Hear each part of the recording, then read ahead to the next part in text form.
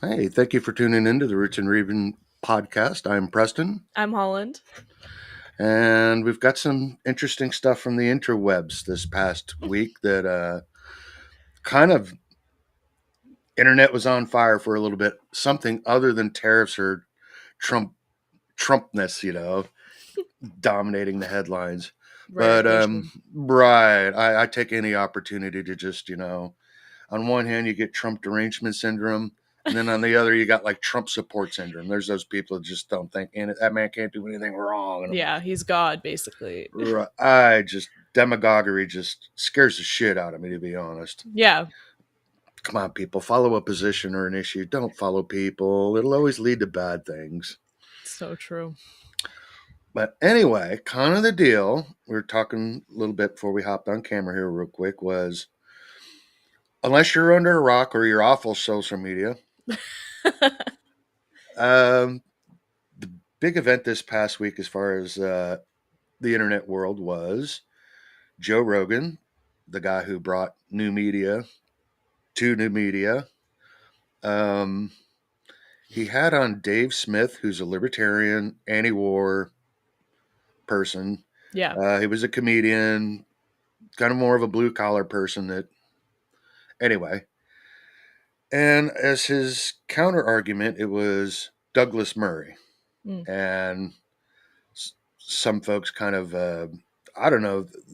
People have always described him as being an intellectual or an academic.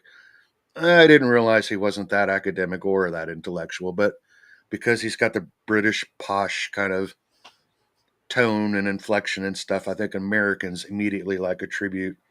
Glenn Greenwald even makes points. Like you hear British sophisticated person and you automatically give him 10 IQ points. Yeah.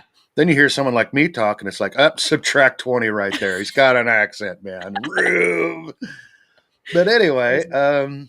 part of the thing that they were kind of getting into, and we want to talk about, is the limits of kind of free speech where it's going, because the attitudes towards free speech are changing. And the short little cast I did earlier in the week was kind of a boomer versus zoomer kind of a thing for one thing. But it was funny when you look at the people of the boomer generation, the anti war hippies and stuff.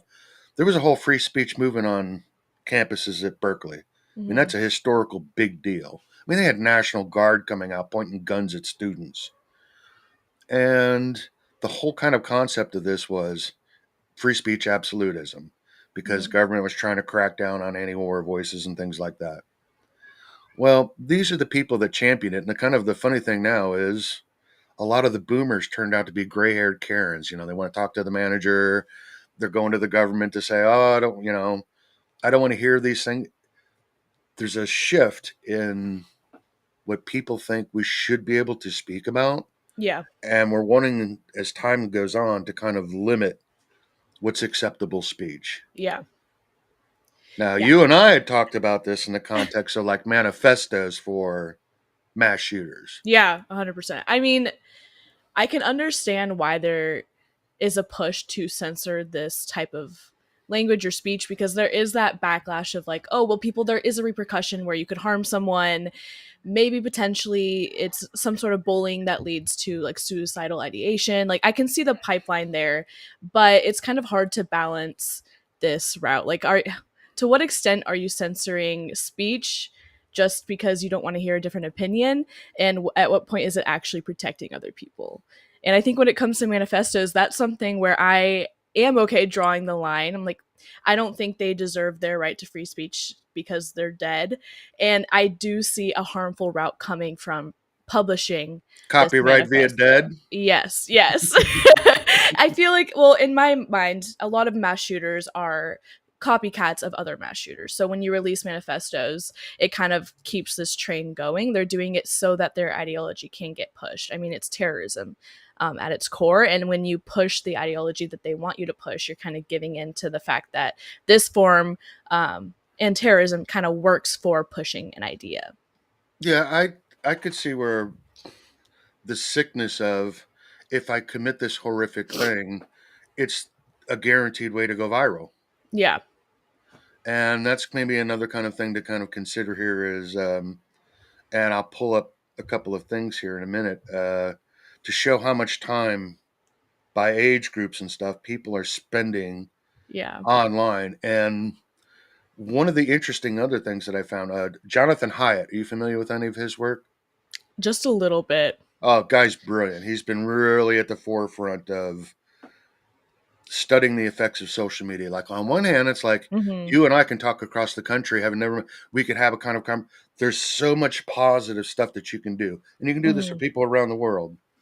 The downside of it is uh people become like online all the time. All of a sudden it's like you become your avatar. So you're no longer living in the real world talking to your friend at the bus stop or at the bowling alley. You are it's your avatar, your little icon online in Ready cyberspace. Player One. We're in Ready Player Right. One. Yeah, Yeah. exactly. Good, good analogy. And in his opinion, it affected women the worst, as men are much more physical, rough and tumble. Guys have a problem with each other. We just go duke it out. Usually a week later, we're having a beer with that guy watching a football game, and it's like, don't even remember that happening. Mhm. And one of the things he pointed out is women's way of addressing things like aggression or conflict resolution stuff is character assassination, the Mhm. mean girl kind of a thing. Did you see what she wore today? Mhm. And oh, I can't believe this. And kind of that group that but they seem to be much more susceptible to the effects of the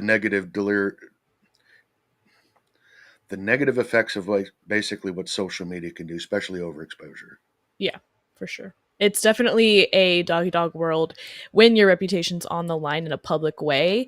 But at the same time, like you have the ability to publish what you want online. Your life doesn't have to be online. So, how do you teach people that you can have this healthy relationship? You can build these friendships across the country, across the world without it being this tag on your identity? Like, why do we feel the need to post about our lives and everything we do? What is leading us down that route? And I think it is kind of the opposite of cancel culture is you want to be approved because in this world we like to say we're a connected society or an open society, but we're not. We're in our little subgroups, and the way you get in a subgroup is by promoting yourself in a typical or um, similar way to the people you want to be associated with. So your reputation online associates you with a group. You're in a group, you're in a tribe, Right. and when you're not in that, you're kind of free floating, which can be pretty unsettling for a lot of people. Certainly. And I see why that would be a struggle, particularly for older people who grew up basically the bulk of their entire lives in a real world setting. I always Yeah. kind of laugh. I say, if you have that opinion, young man, I dare you to go into a biker bar and go tap the biggest guy over there drinking his Budweiser and say the same crap you're spewing out there, to him. Yeah, yeah. It'll never happen. But here's the other thing, though, is what about the character assassination from just rando people? That's the problem with Yeah. the avatars. You don't know who that is. It's just a troll, or is it someone really got an axe to grind with you? And it's like, Yeah, it's scary because there is so much information about you online that some random person across the world even can find out where you live and find out what you're doing. And I think that keeps a lot of people in check because there's that fear of like, oh my gosh, anyone can find me. I'm not safe. I need to make sure that everything I'm doing keeps me in a space where I am safe. But we still haven't made that jump of, oh, this isn't safe. Maybe I shouldn't do it. It's well, the benefit is greater than the cost. So you have all these online anonymous people interacting with you and you have that fear, but we have psychologically tricked ourselves to say, well, this is okay. Like this is the life I'd rather live because it makes me feel like I'm a part of something. Like I don't want to miss out on the next headline. I don't want to miss out or not know the next joke. Like I need to be in online and face the consequences of maybe getting stalked or murdered by some anonymous person that can right, find everything about me and ruin my reputation because there is so much to gain by being online. right. Well, the immediacy of culture. It's like there's a here and now moment, a lingo that goes with young folks, and the speed at which this stuff changes gets faster all the time because I always laughed there was a term using necro posts. And it's like, well, wait a minute. I found this information on a forum, quorum, or Reddit or something. And I'm like, okay. I'm asking a question on a look, and it's like, okay. No one's commented on this post for like 7 months. And they're like, dude, what are you doing, you moron? That thing's so necro. We've moved on. There's like 8 newer questions. And like, well, but this one still pertains to my question at the Yeah, yeah. is the immediacy kind of a thing. Kind Everyone of not has to be in the loop. And I think it ties back to cancel culture. Like, you're supposed to constantly know what's happening so that you don't offend someone, you don't say the wrong thing. And the second you fall behind, you have that potential for being canceled. And I think that's pretty scary to everyone because it's just changing at such a rapid pace. It's like you need to be in the in so that you don't end up on the out. right. Well, I suppose kind of a little bit of experience that I had with my own family was, despite being old school in a lot of ways, love my books and paper and the old ways. Yeah. I'm also somebody that was literally the nerdy kid that was on the cutting edge of tech. I was the one that hang out in arcades, all that sort of thing. But I remember one time saying, I'm going out on a date. I met this girl online. The family's shocked. You met someone, you don't know if they're a serial killer. And I'm like, well, wait a minute. Being in some place like the Virgin Islands or some third world country, or even Florida for that matter, going to a bar, meeting some random woman that's sitting up there, how is that any different? Yeah. I might have an opportunity to get to know this person, answer questions, see if the red flags come up, as opposed to just someone that I've already met half intoxicated or blasted out of my mind. That who knows? Am I going to wake up in a bathtub at a Motel 6 with my kidney missing or something? Those were the fears back in the day. Certainly more for women than men, but Hmm. at the same time, just the concept of finding someone online was just like the most taboo and outrageous thing possible. Hmm. Cracks me up today because all of the people that are that way literally go onto Facebook and they pour their entire life story, everything they do, everything from what they're eating to who they were with, and it's like, come on, man, let's get out of here. Yeah, it's hard to realize the risks with it. I mean, there is something to be said about online predators. I mean, children are especially at risk online because it does slip under the radar from parents. Um, and that's a fair fear because you can hide a lot online. You can hide your age, you can hide what's going on. And most parents aren't tech savvy, so they don't know where to Right, look or what to ask their kids because these groomers have been doing it their entire life. It makes it a right, lot easier to groom a child online. You have unlimited access and there's not a lot of bystanders or witnesses. So I feel like that fear could trickle into more adult relationships and there can be that, oh, like, wow, you met someone online, because there is that stereotype of like child grooming. But I think if you normalize the online relationships all the way, then it kind of diminishes the fear of online grooming. I obviously this is hypothetical because we haven't reached that point yet, but I think it's a hard road to bounce. Like, how do you establish that people can meet online and that's fine, but also keep the fear of, yeah, you should probably make sure you know who you're meeting, check right. their information, run a background check if you have to. I don't know, but just kind of balance those two realities because online does create a lot more opportunity for those risks to happen because they can go away with being anonymous and being in the shadows for so long. Right. And it's a good point too. It's like, how many parents know certain platforms of things to stay away from? Some stuff is better monitored and regulated. Some Hmm. stuff's still the Wild West, and it's like you walk in there and you think your kid's safe, but he's on whatever chat thing and he's talking to some stranger about Pokemons, and it's like red flag city. It's like, Yeah. wait a minute, who are you talking to about this? Is it another 12-year-old kid, or is it some dude named George that's 50 years old in West Virginia or some crap? You don't know. Yeah, there's a great resource. It's called the Dirty Dozen List, and every year it gets released and it shows the top 12 apps that predators use to target kids, but those apps are known to either profit by or not care about regulation on that issue. So it's really good for parents to access that list. They know, oh, well, like Roblox is on it the other year, Right. and Discord is on it, which is great for parents to know because you just assume that those things are more kid based and that those app developers would want to protect that community, but they, not saying they don't want to, but it's proven that they don't really have adequate regulation to be able to protect kids. And I think that's just a great resource for parents to have so they can avoid kind of falling into this like, oh, it's a kids app, it must be fine. Like the Dirty Dozen list, everyone should look it up and know it Right. to help protect each other. And I get that. I could see developers who just want to do the bare minimum to extract as much profit out of something. So it's like, oh, I could put better child controls in here, but that's going to take a lot more time, development, money, Yeah. resources. That's a shame. Yeah. Well, anyway, kind of in this vein of like what we get to see or anything in the Joe Rogan stuff, we had, like I said, they had kind of an anti-war libertarian and Douglas Murray, this Mm-hmm. English guy who's I noticed that a lot of it also happens to come down to they discuss the Israeli-Palestinian conflict, which is always just a minefield. That's one that's a hard one to navigate or even have an opinion on. That's not going to be just wildly with two polar opposites and like zero anything in the middle. Mm-hmm. Let me go ahead and pull this up real quick and Yes. let me see.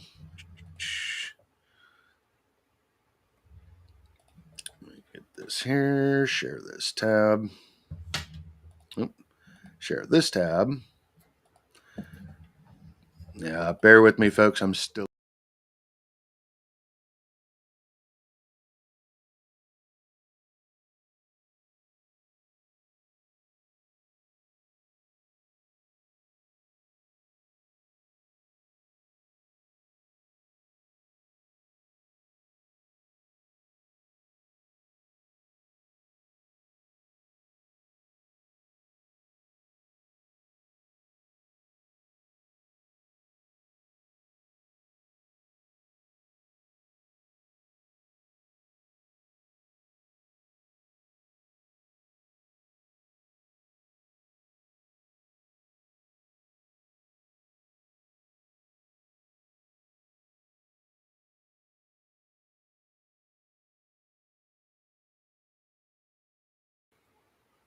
There we go. We can see that now, correct? Perfect. All righty. So the first thing here is you can kind of see there's in the Twitter space, which I love. It's literally the petri dish of culture at the moment. You can see that there's a lot of people have very, very, very strong opinions. They're in two camps, and a lot of it really depends on how people feel about the Israeli-Palestinian conflict, what their opinions are on it. Mm-hmm. However, to me, it was such a separate thing. The issue that I took from this was, and let me go ahead and pull this one up, was the issue of who gets to speak. And part of what Douglas Murray's argument is he was kind of complaining that Joe Rogan and Dave Smith particularly platform people who are not experts. Mm. They're not qualified to go say these things. And let me go ahead and pull this up here. And anyway, to the credit, someone posted this and Dave Smith Have you reposted this, but let's go ahead and take a listen to it. It's pretty short. Yeah. been to the crossing points? I really resent that form of argumentation. When were you last there at all? Sure. I really resent it. You should at least do the courtesy of visiting it. This is not an attractive invitation. I think it's a good idea to see stuff, particularly if you okay. spend a career talking about something. I have the right to talk about whatever the hell I want. And no one's going to stop me or try to intimidate me. And I think that if I said to somebody else the other way around, it would be equally reprehensible. I have a journalistic rule of trying never to talk about a country even in passing unless I've at least been there. If I said, shut up, you have no right to criticize anything that Douglas Murray says because... Hang on, you're talking about crossing points. And not only have you never been to a crossing point in either Egypt or in Israel, but you've never even been to the region. Okay, it's not an exact comparison, but seriously, is that a reasonable form of argument? No. In that case, nobody can talk about anything. We might as well pack up, go home, and isolate ourselves. If you're insisting that you're an expert of some kind, or not claiming you're an expert, but still talking about it, if you've never seen any of this going on. I mean, there are some people who've written about there are people who've written about the Holocaust who didn't experience the Holocaust and have written about it better than people who did. But that is a different matter from spending an awfully long amount of time talking about an issue in a region you haven't even had the courtesy to visit, whilst developing all of these views about it. This idea that the lived experience has to triumph over everything else is not always correct. Should at least know what it is, what the territory is, what the situation is in the region. So there's an irony to this, but let's skate over the irony. Okay. And real quick, let's go ahead and follow up with another favorite commentator of mine is Glenn Greenwald. We're talking about someone, I mean, he's a gay man, a married gay man who was a ACLU lawyer, definitely from the left, Jewish to boot, and yet he seems to fall a lot more into the kind of Dave Smith camp of free speech absolutism. But anyway, just a real short, quick take on, let's hear what Glenn has to point out. It came close with Douglas Murray. And I think it's so interesting because Douglas Murray usually won't go anywhere where he's challenged in any meaningful way. In fact, after October 7th, we asked Douglas Murray to come on our show several times. And at first he was responding, pretending he would, talking about scheduling. And then he just ghosted us and disappeared and won't come on. He doesn't want to be challenged. He wants to sit back in some chair like he's in a British salon. And just he loves to hear himself speak. He thinks he's so eloquent. He knows Americans are like, oh my God, this is so brilliant. But he will never be challenged. And he was challenged today a lot by Dave Smith and Joe Rogan, and he just fell apart.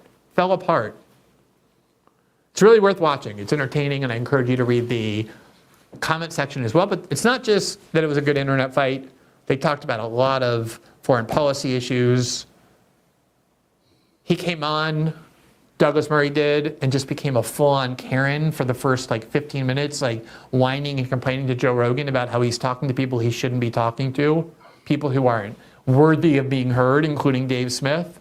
That didn't go well, and then the rest of it was just complete fluster. So I recommend that. It was pretty illuminating as well. It's good when somebody like Douglas Murray, a hardcore Israel fanatic, a complete warmonger, someone who wants to send people to war all the time but never goes, is actually challenged, not in an 8-minute cable hit where you really can't get at the person, but it was 2.5 hours, and it's unrelenting, that show. I loved when I was on, but by the third hour I was like, is this ending? Okay. And to that thought, let's see. Let me go ahead just real quick. That is, okay, not a very charitable, obviously. Let me go ahead and stop sharing here. That was not a very charitable.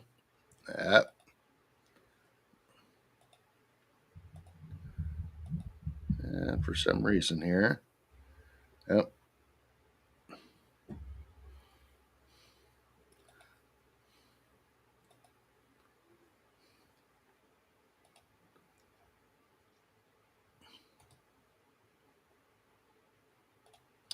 There we go.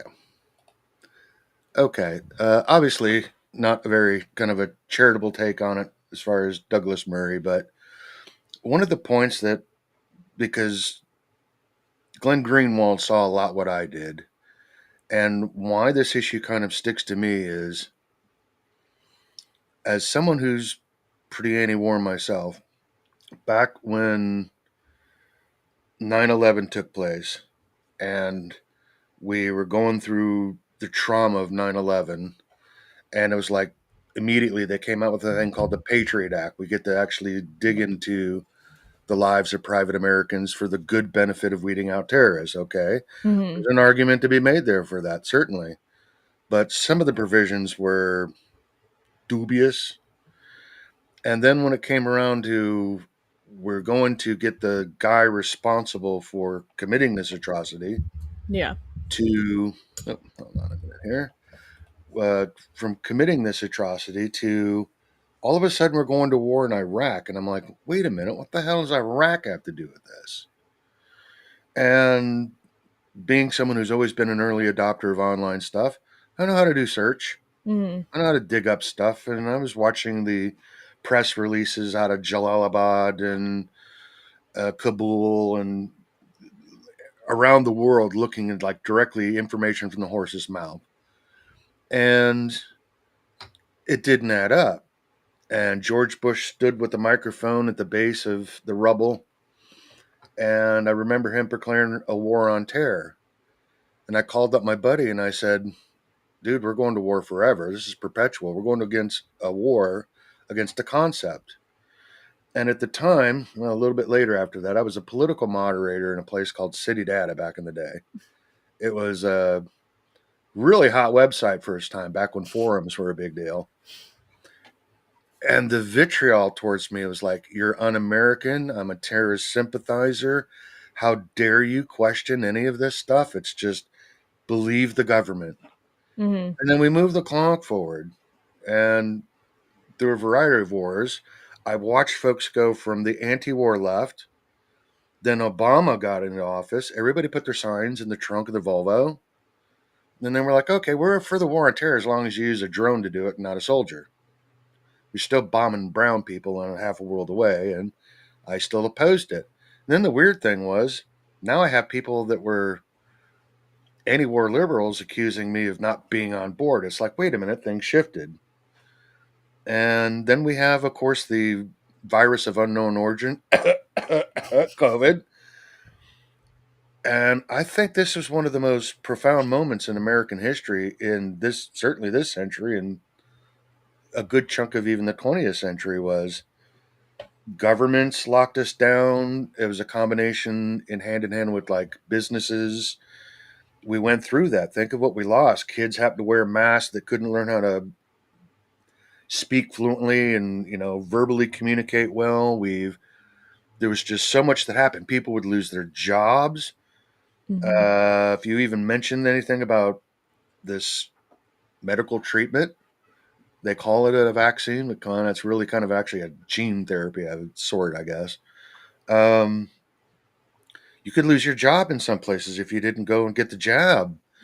And there was this weird draconian kind of a thing where it's like, trust the science, trust the government, trust every safe and effective, and so on and so forth. All of the narratives of this in the time since 2023, especially, it all blew apart. And then we find out, well, yeah, it really was a lab leak. And we look at the documents, and the people saying it was safe had concerns because it wasn't safe. They weren't sure. There's no long term testing, and so on and so forth. And it's like, how can you say trust experts in things when you just went through one of history's most monumental, epic fails of trusting experts? Our Mm-hmm. institutions failed us, and this ain't a left right thing. This is just government partnership with business, in this case, a lot of the pharmaceutical. And they even, strong arm doctors out there. I'd ask my own doctors, like, look, can I get ivermectin? And he goes, I can't even talk about it. And, this is back when the media was out there having this huge thing saying, hey, it's horse pace, and they poo poo the idea. Remember Joe Rogan? They made his face look green, the conspiracy theorists, etc. So if nothing else, I think coming out of that, people became skeptical of trusting narratives. It's like, okay, well, what happens when the experts get everything so wrong? Our institutions are either through ignorance, malice, whatever the case may be. And I'm sure there's a variety of it. And that's kind of what that whole Douglas Murray, Dave Smith thing with on the Joe Rogan podcast is. I got one guy telling me only experts should speak, and against Mm-hmm. you and I having a voice here to have these kind of conversations now. I mean, literally 3 years ago, can't even say the name. YouTube would boot me off the platform. We're going to demonetize this. We're going to restrict this. We're going to bury it so far that nobody's ever going to be able to even have a conversation about it. Yeah, and I think it comes from a place where what happens when you go into a world where no one trusts experts, like where no one trusts.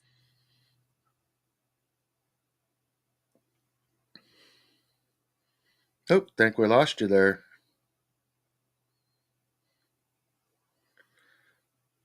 seem to be having entered. Oh, there you go. You're back. I'm sorry. Good. No, you're good. What happens when you go into a world where no one trusts experts?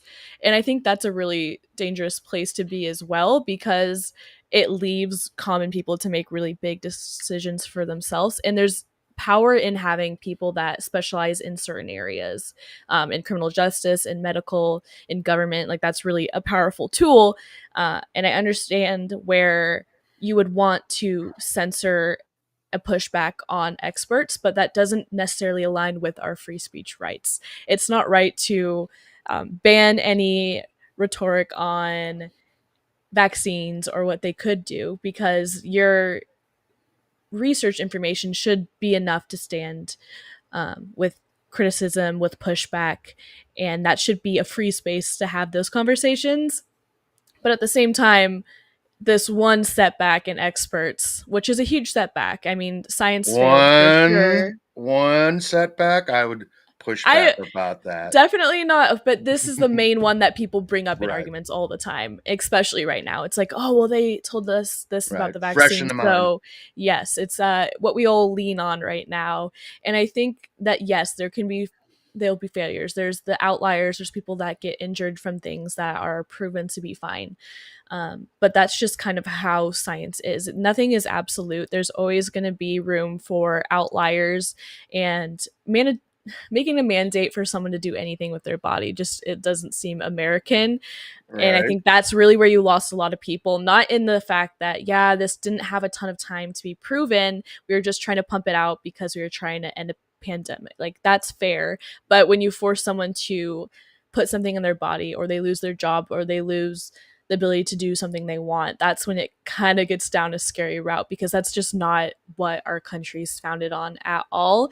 And we want to control bodies over everything right now, in the sense that you want to protect everyone. I get that, but you kind of have to understand both sides of the argument. You can't just say, well, I back science, and that's fine. But some people, they have doubts, they have religious things, and they should be allowed to have those doubts without it being an immediate shutdown. Well, I think one of your initial points there was, it's one of the few people, because the only social media I really have is Twitter, X, or whatever, because I just enjoy some of the newsfeed financial stuff, and science. Sabine Hofstetter, quite literally one of the world's most preeminent physicists she's, the stuff that she forgets in an afternoon is more than I'll ever know in the rest of my life. I mean, she's just literally at another level of cognitive ability. And she had pointed out something about vaccine hesitancy or something. It was a post a couple months back. And I kind of replied to that going, I grew up in that age of things like Saturday morning, we had a thing called Creature Feature, which is like sci-fi and monster movies, old black and white and early color stuff. And I go, and I think to myself, it's like, anytime there's some world tragedy or something, there's always the guys in the lab coats, the scientists to come to save us. Even go to look at Godzilla movies, for Pete's sakes. It's always the scientists trying to figure it all out. Mm-hmm. I want to believe in the institutions. I grew up in that world of trusting, okay, yeah, government might be a little bit dysfunctional, but generally they kind of trying to go to a right direction. Academia was the one place I always thought was like, that's the rock solid thing because of science and the scientific method or methods. Law is another one. In fact, law might be one of the few pure places left, just because of the precision of things like language and concepts that get written down in stone for all time, and it's like, we can change, but this is the reference. Mm-hmm. And we've changed things like definition of words and stuff, but then all of a sudden we no longer, I am skeptical of absolutely everything that comes out of my gum. I don't want to be that way. Mm-hmm. I would love to be able to have some pandemic or some issue come down there, and then some spokesperson go up there and go, look, we were speaking with the NOAA, and according to the weather patterns and things there, I absolutely want to be able to lean in that and have faith that what I'm hearing is the truth and not a bunch of bullshit. And coming out of that, it left a lot of people hyper skeptical. And you're right, it is dangerous because there will come a time, it's like the boy who cried wolf, that all of a sudden they're going to get up there and say, hey, you got to pay attention. There's a strain of avian flu or something, or swine or whatever. Could be really, really dangerous to young people or old people or whatever the case may be. And people are going to poo poo it. Mm-hmm. And it's going to cost a lot of lives. And that's a damn shame. But who's to blame for that? I mean, obviously the scientists that are making these calls are the ones that are supposed to be making sure that it's the right call to make. But I think it's really easy to stand on this side and say, well, they didn't have enough information. They should have waited to make that aggressive call so that they know that they're not putting people in a position they don't need to be in. But when you're not actually hands-on in that field, it's pretty easy to be like, oh, well, they should have had enough information. They should have done this, they should have done that. But you go to the future scenario where they try and make that call and no one listens, they're going to be saying the same thing as scientists should have done this, they should have done that. So it's hard to sit here and say that there would have been a better reality, because I would like to Hindsight's think, always so much more yeah, clear. I would like to think that they're making the choices based off of the information they have. And there's corruption in every field, of course.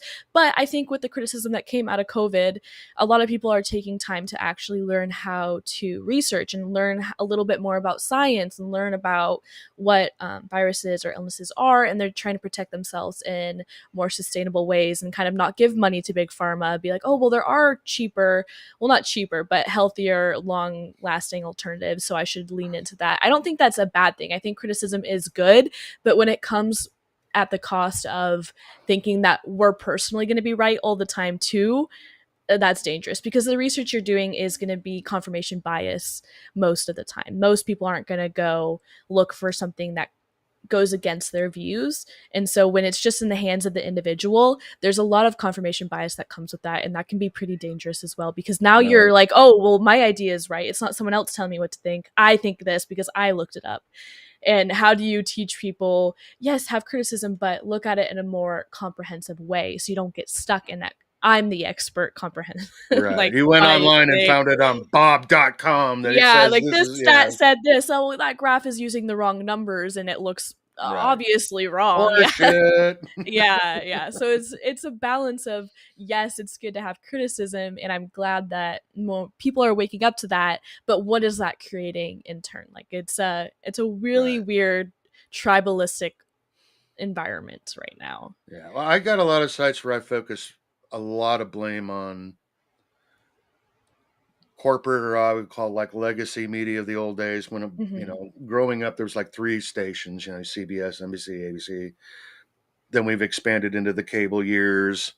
And these became the arbiters of truth, because these are the people that are creating a narrative that we live on as a country. And in fact, into that, let me go ahead and share a screen, because I would like to show real quick here. This, give me just one moment. We'll do a screen share. And we'll start with,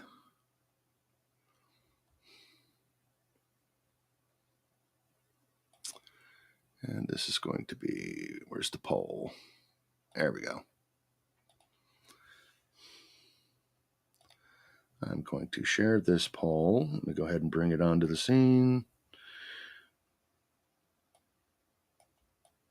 Okay, folks, the boomer is not exactly Jackrabbit Slim, but we're getting there. All right, let me get this pulled up. All right, let me see that. Are we Yes, groovy? we can. Okay. Yes. Now, interestingly enough, 69% of Americans believe the country's on the wrong track in regards to free speech. 1 in 4 think that the right to free speech is either very or completely secure. A couple of these really surprised me. Nearly a third, including Republicans and Democrats, think the First Amendment has went too far. Wow. And that really has kind of surprised me. And more than 2/3 believe the country's on the wrong track in regards to freedom of speech. Let me go to the next one here. support for the U.S. government and tech companies restricting false information online has risen steadily in recent years. And you can see the numbers growing for should people restrict basically speech and stuff, what they would consider false information. And we can see the numbers are certainly clearly rising. Then the next tab, millennials seem to be way worse than any other generation. Even the Gen Z are much more skeptical than anything when I look down kind of the numbers of stuff. And interestingly enough, I'm looking at like non-white Hispanics, blacks, everybody has kind of issues with kind of censoring, but it's strangely enough like the millennials who are the biggest people in favor of censorship, either by government or businesses, tech industries, etc. And let me go ahead and pull this one up. Let me refresh that. This number really surprised me. I don't know how easy that is to see. Not very. Okay. Well, the graph here that basically we have starts in 1967 and it goes up to 2019.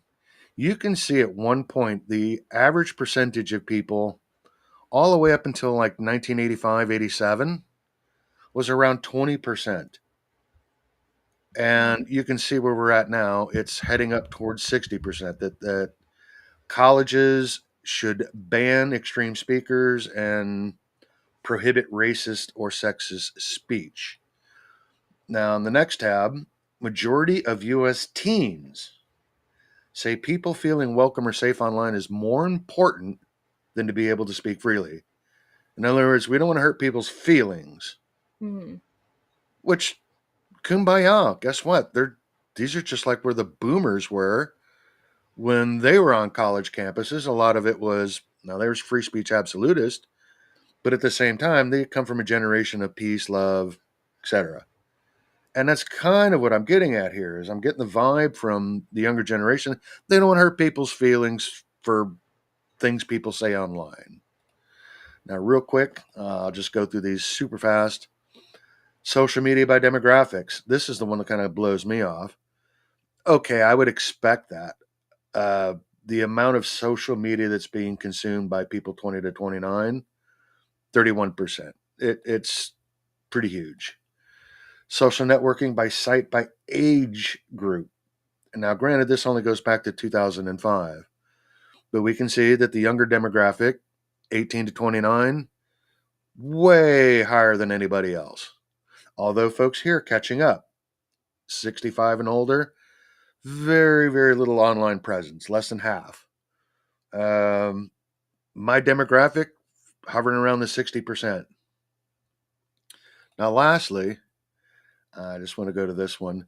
This one was kind of interesting. When I look at how much time younger people spend, or people in general, spend online, and I'm looking at the hours, 6, 7 hours, unreal. Average U.S. screen time is 7 hours and 3 minutes a day. Now, another one that kind of surprised me is that people in lower economic demographics spend more time than those who are either more educated or come from more affluent homes. And the numbers, I look at it and it's striking. Here's a couple of things that I take an issue with: gaming and social media. I can see where a lot of young women probably spend a lot of more time on social media, Instagram, not quite as much into the gaming sphere, but we're losing a generation of young men that are just spending countless hours online. And it has changed over time, but it kind of continues to go up around the world. Let me go ahead and stop sharing this. Let me bring it back. So I'm seeing these particular trends that, I'll transition back, that there's almost kind of this like almost perpetual onlineness that, and it's younger people who seem to favor criticism. So a question I'm supposed to ask you kind of here is, the Gen X generation was sandwiched between boomers, millennials, and Zoomers. We were the free range society that not only were we encouraged to go out and do it, that was just kind of mandatory. We drove around in the back of station wagons with no seat belts. And we did little odd things to kids and neighbors, and did this when the trucker went by, and phones were attached to walls. We spent a lot of time outside navigating the world very raw amongst our peers. And when we've shifted to kind of a lot more online time, as we were talking earlier about this, people got like an online persona, almost like an avatar. They're driving around this digital representation Mhm. of themselves. And you'll hear from a lot of people my age or some of the boomers of kids are weak today. And I don't think that this is entirely true. And I'm trying to kind of still navigate and get my mind around this is how much is this effects of the social media? Because literally, I'm quite literally the last generation that remembers a time before there wasn't online. Quite Mhm. literally, your generation has grown up, it's always existed. So, as soon as we're gone, we'll be in a museum somewhere. That'll be there's the guys that used to go walk up hills, go both ways, and all of that sort of a thing. But there was a certain element of phrases that I grew up with is you hurt yourself, oh, walk it off, suck it up. And now, when I watch people in an online space, Twitters or wherever, anywhere online, I'm watching young people say speech is violence. And there's no resilience to bad ideas. I mean, is it maybe you think a lack of the ability of being in person, like I was pointing out earlier, with go and say that to a biker to his face instead of online on a phone. And there's a Yeah. repercussion, a consequence for what you say and do. I'm trying to get my mind around this. Is why is there this fragility amongst younger people? I think that the thing with media and the thing with a lot of our information coming from media is that it is really only showing a that few points of view. And what I'm trying to say is I don't think most people in my generation feel that way. I just think that's what blows up on media. That's what trends, that's what gets views. So when you see someone that's pushing this idea of, oh, well, you can't say anything because that offends me, or this trigger warning stuff, which is fair to some extent. Like everything comes from a good place of, I want to protect other people's feelings. I don't want to hurt someone. But I mean, it gets blown up a little too far, of course. I just don't think that most people in my generation actually adhere to that. I know very few people that post things like that, believe things like that, or even consume media of that kind. So I think it's a really weird disconnect from how people view our generation because of the parts of our generation that do get pushed through to mass media.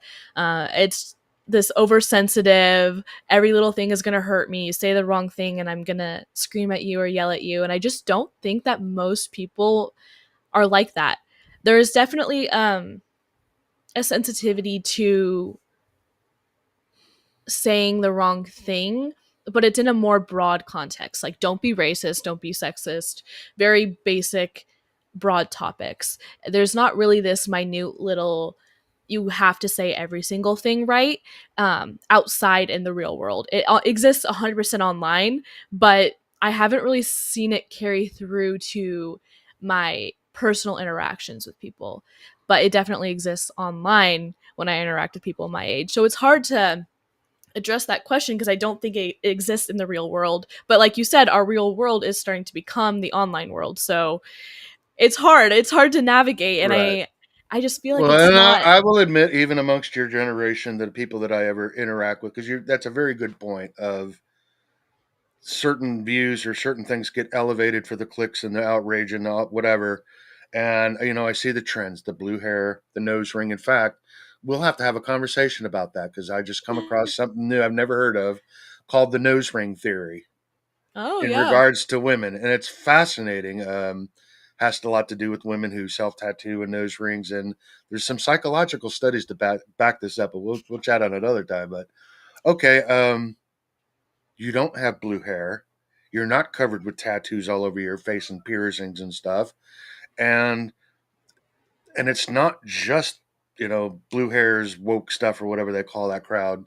Mhm. But might have mentioned it before, was one that just blows me away was the kid, teenager, I guess. He's working at Starbucks and he's having a bad day. And he wants to go home early. And the boss is like, look, we really need you here. And he goes down and he films himself on TikTok, Twitter, wherever. And he just breaks down and he's sobbing, just shaking and traumatized. And I'm sitting here thinking, were you just in a car accident, lost your mother and father? Did you just get the shit beat out of you in a mugging incident or something? No, he's being asked to work an 8-hour shift at Mhm. Starbucks. And I'm looking at that going, my God, what the hell is wrong with where we're going? I don't know if this is a parental thing, peer thing, too much online, and trying to navigate that space. I'm trying to be charitable because another thing you and I will be talking about soon is Zoomers do absolutely have a good point when it comes down to the economics of trying to navigate the rest of their life. Right now, hate to tell you this, your guys are screwed, man. You're going to be living in the back of hopefully a flatbed truck with a cardboard box on it. You call it Tiny House Adventures on YouTube or something. I mean, Mhm. that's it. There's not a lot of future at the current prices and wages. But anyway, um, Zoomers have a lot of really good points, and I'm trying to understand that. But when it comes down to this fragility of facing the world being, and it's, I mean, I point to that one, but also in academia, when you watch someone like Ben Shapiro, and that guy just gets under my skin. I can't stand that guy. But he knows got there and he spits this thing. You and I even chatted about this once. Facts don't care about feelings. Mhm. I think that's one of the dumbest arguments ever. And I think I got Jocko on my side on this one, it points out. But um, that people can't stand being confronted with ideas that don't already comport with their current worldview. And it's like, how have you formed a well-rationed worldview when you've went from mom and dad's house into college and you're living on campus? I mean, your worldview is pretty small. You haven't Mhm. really been out in the world yet. You're still very been nurtured, cared for, and I'm happy to hear people that have interest in the issues going on in our day, but to sit there and have an absolute meltdown and cry and suck your thumb in the fetal position or something because somebody disagrees with you, or and we go to the extremes. This is a Nazi thing. It's right wing. It's fascist. White. Ugh, gets so tedious and tired.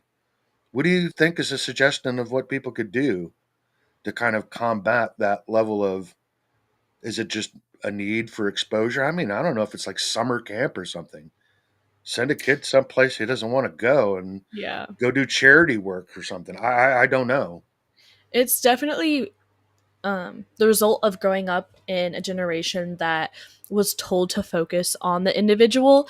We kind of went away from a past of seeing everyone as a collective, and now we're very individualistic, and that is really showing up in my generation. It's everything you do should be about what's going to be best for you, and your ideas need to be your ideas. And it's just, I think my recommendation would be at this age to recognize that it's not all about you. And Right. I think a lot of my generation likes to think that they're like, oh, well, I'm thinking about other people, like I'm doing what's best for everyone. But in that, you're saying that you know what is right and that everyone else is wrong. And that's why I get really nervous to even have conversations about it, because I recognize that I'm not an expert and it's all just from my perspective, which is a very narrow perspective. But how do you have conversations while realizing that you're not the center of attention? Like, that's really what it comes down to. Because you don't, I was talking to my dad about it, you don't really want to get into a conversation unless you feel like you are an expert. And I think that's really hurting my generation, because they want to be in conversation, they want to know things, but because they feel like they need to be experts, they kind of dive into this weird route of, I need to stick on what I'm talking about, and I need to argue to win instead of actually just converse to learn. And so it's kind of like, how do we take away the pride and ego of the self in my generation? And that's what I would recommend, is really just try and learn more than speak. Really speak to learn, if that's what it takes. Like, really try and understand the people around you. Go explore, go travel. The people and friends that I know that take the time to do like little trips, where obviously it's incredibly expensive to travel, but if you have the opportunity to travel, Oh doing yeah. that and really experiencing other cultures. And I think that's the other side of media that's really helpful, and we're not participating in. And what it is designed to do is connect cultures. Find a YouTube channel that goes through different cultures from the American perspective, so you can relate on that personal level, and act as if you're navigating, or be a pen pal with someone. I don't like, it's something that is so Hey, taboo. I'm Yeah. totally for pen pals. I have a pen pal for like 42 years in Greece. Yeah. And I think that's a great opportunity, because it takes away this like me versus them, and it's just us talking about our experience, recognizing that cultures do different things.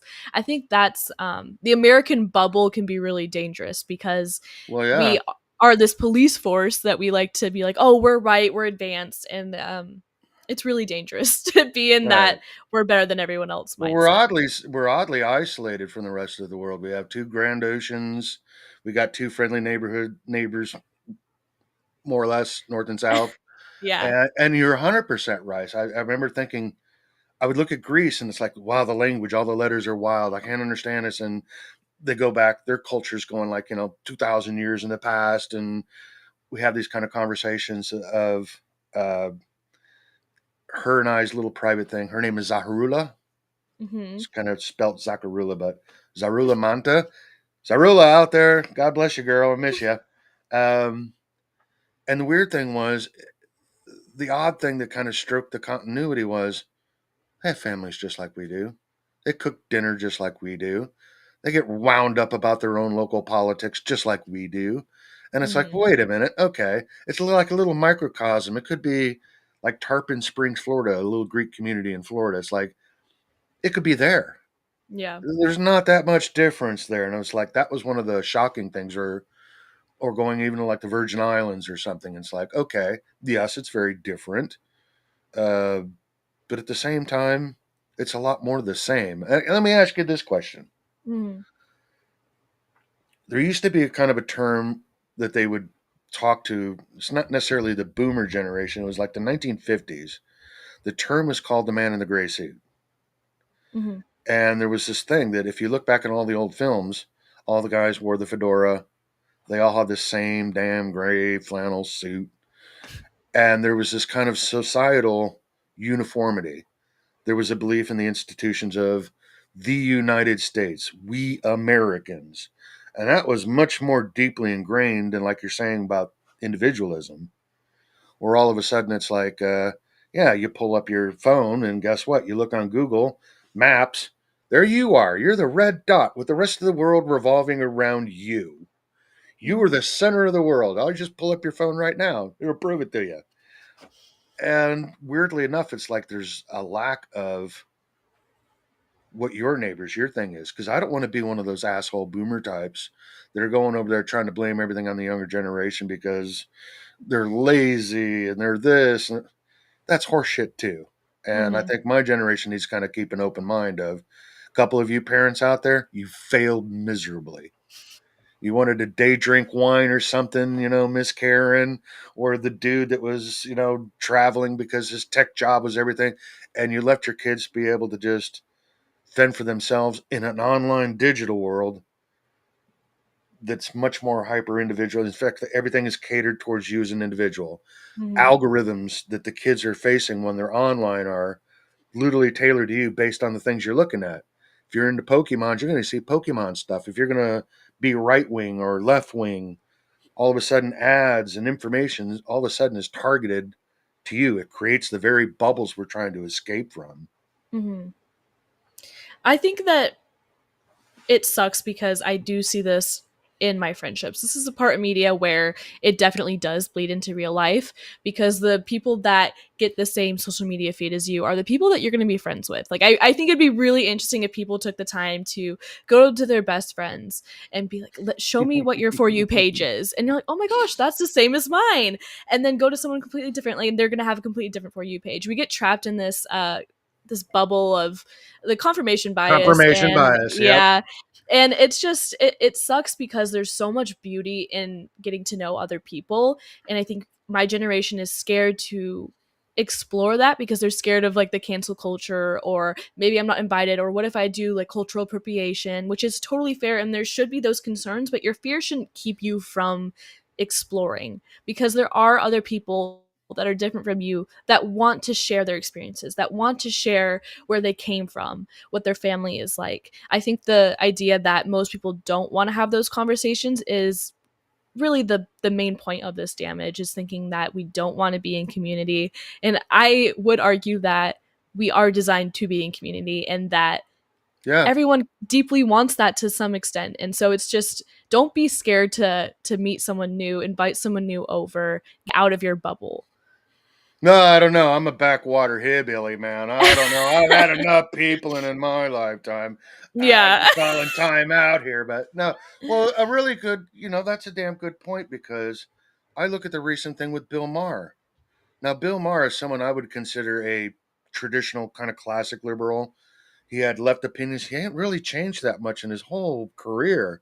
He's always kind of been the Bill Maher, and I would give him a little bit of Trump derangement syndrome. Lord knows they've had that whole war go on for like 10 years, Yeah. Trump tried to sue him for like $5 million because of the orangutan thing. And yet at the same time, look what he said. He goes, you know what? I have to go have a conversation with this person thanks to Kid Rock. And he did. And the funny thing is he got out there and said, look, we're not going to be friends or whatever, but we're going to have our perspective. But we have to at least open up the line of communication, hear each other out. And he made a really good point. He goes, he was a gracious man. He laughs. He's human. It's like all of a sudden Bill Maher's like, I can't believe it. He's actually human. And yet everybody on the other side of the spectrum's going, you're a hater. I can't believe it. You're a Trump fan. And anyway, so yes, that goes. It is a problem that we need to certainly work on. But anyway, we're running a little bit short on time. Yeah. Any final parting thoughts that you have? Wisdom from the youth of today to impart upon us old farts? I feel like a wrapping point would be kind of wrapping it back to free speech. I mean, our free speech was based on this idea that we can have conversations to kind of, like we've talked about, that good information will trump the bad information. And John Stuart Mill argued that in an argument, you can only be three things. You can be 100% wrong, partially wrong, or 100% correct. And the way that you become 100% correct is by communicating with other people and figuring that out. And so I feel like it all comes back to just go talk to other people, meet someone new, do something new, travel somewhere new, and try and figure out where you're wrong. Can I maybe put you closer to the free speech absolutist camp then? I would say I'm definitely leaning there. Yeah. I think that everyone deserves to have their opinion. And I wouldn't say there's necessarily a right or wrong, but you wouldn't know that unless you started talking with other people. Well, would you agree or disagree on any level of saying the fact that you and I could disagree on an article, the fact that you have the courage to be able to face somebody that might just mop your ass up all over the floor in an argument, but all of a sudden open your mind to why that argument is a valid thing, and not be afraid, not fall on the floor in the fetal position and cry like a child because somebody said things that you didn't like. Yeah, expect to be wrong and live to learn, for sure. I think that should be what the goal is. And just the pride is the thing. Never assume that you're right. Assume that you have research and ideas, but never assume you're right. Well, something I will part with you. I will leave an interesting quote from, I believe it was Jimi Hendrix, the famous guitarist, who said, knowledge speaks, but wisdom listens. Mm-hmm.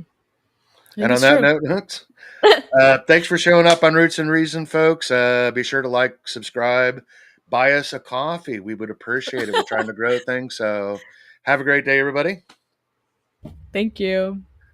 Take care, everybody.